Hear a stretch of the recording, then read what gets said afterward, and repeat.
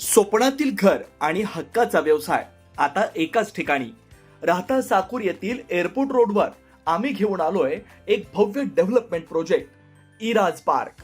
आमची वैशिष्ट्ये: collector NA plots, बंगलोसाठी हक्काची जागा, कमर्शियल कॉम्प्लेक्स, मुख्य रस्त्याला लागून दुमजली गाळे, प्रशस्त 2 BHK व 3 BHK रो हाऊस आणि 2 BHK फ्लॅट स्कीम. तयार दर्जेदार पायाभूत सुविधा, 9 व 12 मीटरचे सिमेंट कॉन्क्रीट रस्ते, अंडरग्राउंड ड्रेनेज आणि वॉटर सप्लाय व स्ट्रीट लाईटनी सुसज्ज. Ready club house, open gym, मुलांसाठी प्ले एरिया आणि सुंदर गार्डन. सुंदर असे प्रभू श्रीराम मंदिर प्रोजेक्ट मध्येच. पत्ता: सर्वे नंबर 97/1, एअरपोर्ट रोड, उपासनी महाराज मंदिराजवळ, साकुरी, राहता. आजच संपर्क करा 8550 99 70 70.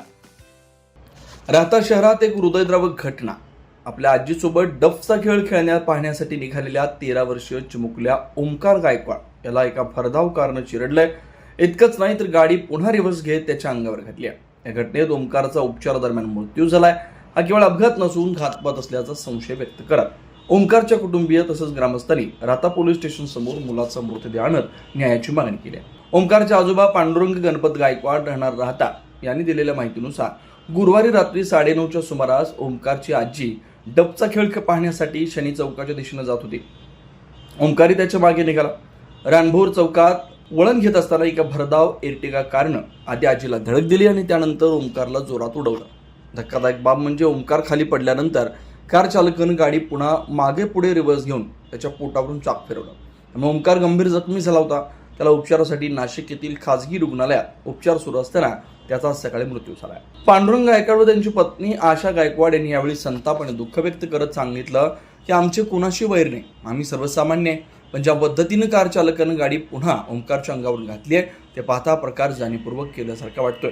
ओमकार कुटुंबातील एकुलता एक नातू होता. ओमकारच्या मृत्यूमुळे गायकवाड कुटुंबावर दुःखाचा डोंगर कोसळलाय. आमच्या चिमुकल्याचा काय गुन्हा होता, आम्हाला फक्त न्याय हवाय, अशी आर्त साथ त्याच्या आजोबांनी आणि नातेवाईकांनी पोलीस स्टेशन समोर जमत घातली.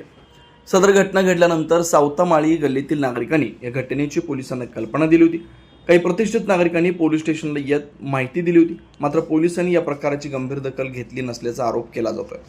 उलट ती संबंधित एर्टिगा गाडी पुढची काच फुटलेल्या अवस्थेत पोलीस स्टेशनला जमा करण्यात आल्याचं दिसून आलं. प्रत्यक्षात त्या दिवशी गाडीला काहीच झालेलं नव्हतं. त्यामुळे संशय आणखी बळावलाय. या दुर्दैवी घटनेनंतर संतप्त नातेवाईकांनी व ग्रामस्थांनी पोलीस स्टेशन समोर ठिय्या धरलाय.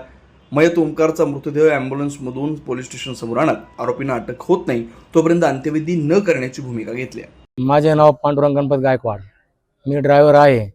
माझ्याकडे आपे रिक्षा आहे आणि भाजीपाल्याचा पण व्यवसाय करतो.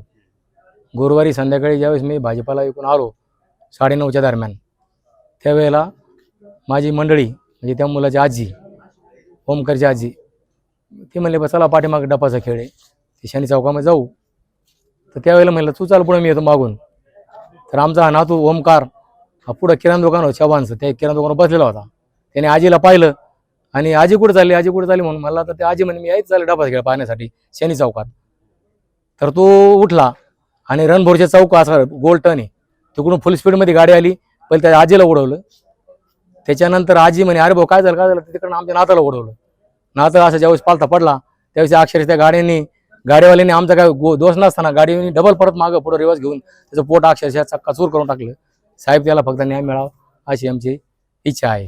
रात्री 10-10:30च्या दरम्यान आम्ही आलो फिरायला जेवण करून, ओमकार आणि मी, आणि गाडीवाला तिकडून वेगानं आला आणि त्यांनी हे केलं. आम्ही साईडला झालो ओमकार आणि मी, तरी त्यानं माझ्या अंगावर गाडी घातली. त्याच्यानंतर थोडंच पुढं ओमकार होता, त्याच्या पण अंगावर गाडी घातली. ओमकार गाडीच्या पुढं रोडवर पाडला. त्यांनी गाडी रिवर्स घेतली आणि रिवर्स घेऊन पुन्हा जोरात पुढं नेली. त्याच्या अंगावर डबल गाडी घातली त्याच्या. मग खाली उतरले आणि ते म्हटले पुरावा ठेवायचाच नाही म्हणे, ते बसलेले पुरावा नाही ठेवायचा. मग ते माग उतरून ते हसले आणि त्यांनी ते पाहून आणि वेगानं गाडी शनी मंदिराकडे घेऊन गेले. त्रास आहे, कायम त्रास आहे त्यांचावाला. 2-2, 2:30 वाजेपर्यंत बसा त्या लोकांच्या घरावर दगड फेकी त्या. आणि मी जर त्यांना पाहिलं तर मी ओळखील त्यांना.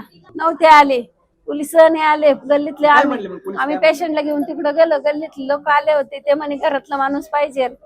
मग आम्ही पेशंटचा जीव वाचवायचा की इकडं पळायचं. आम्हाला वाटलं आमचं पेशंट वाचलं पाहिजे, आम्ही दवाखान्यात उपचारासाठी नेलं. गल्लीतले लोक इथं आले, त्यानं फिरत घेतली नाही आमच्या माणसांची, नाही पोलिसांना कळून तुम्ही फिर्याद नाही केली? नाही घेतली. चौकशीला नाही आलं कोणी गल्ली तिकडं, घरचं माणसं लागते म्हणे.